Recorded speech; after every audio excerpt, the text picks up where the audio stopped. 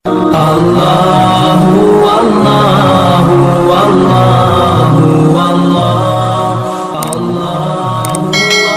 খুব হৃদয় বিদারক ঘটনা বলি। এটি হল খুবাইব ইবনে আদি রাদিয়াল্লাহু এর ঘটনা। ইসলামের শুরুর সময় মুহাম্মদ সাল্লাল্লাহু আলাইহি ওয়াসাল্লাম কিছু সাহাবীকে ইসলাম প্রচারের জন্য বিভিন্ন স্থানে পাঠাতেন। সেই দাওয়াতি দলের একজন ছিলেন খুবাইব রাদিয়াল্লাহু। কিন্তু দুর্ভাগ্যজনকভাবে পথে তাদের সাথে বিশ্বাসঘাতকতা করা হয়। কুরাইশদের হাতে ধরা পড়েন খুবাইব রাদিয়াল্লাহু এবং তাকে মক্কায় নিয়ে যাওয়া হয়। মক্কার লোকেরা তাকে শহীদ করার সিদ্ধান্ত নেয়। মৃত্যুর আগে তারা তাকে জিজ্ঞেস করল, তুমি কি চাও তোমার জায়গায় মুহাম্মদ সাল্লাল্লাহু আলাইহি ওয়াসাল্লাম থাকুক আর তুমি মুক্তি পাও? এই প্রশ্ন শুনে খুবাইব রাদিয়াল্লাহু এর উত্তর ছিল অত্যন্ত আবেগপূর্ণ।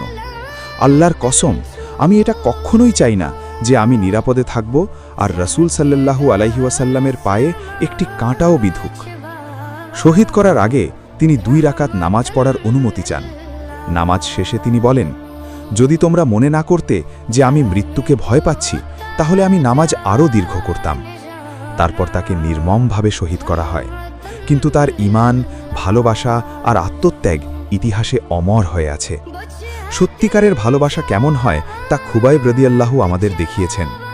ঈমানের শক্তি মানুষকে কতটা দৃঢ় করে তুলতে পারে। কষ্টের মাঝেও আল্লাহর উপর ভরসা রাখা উচিত।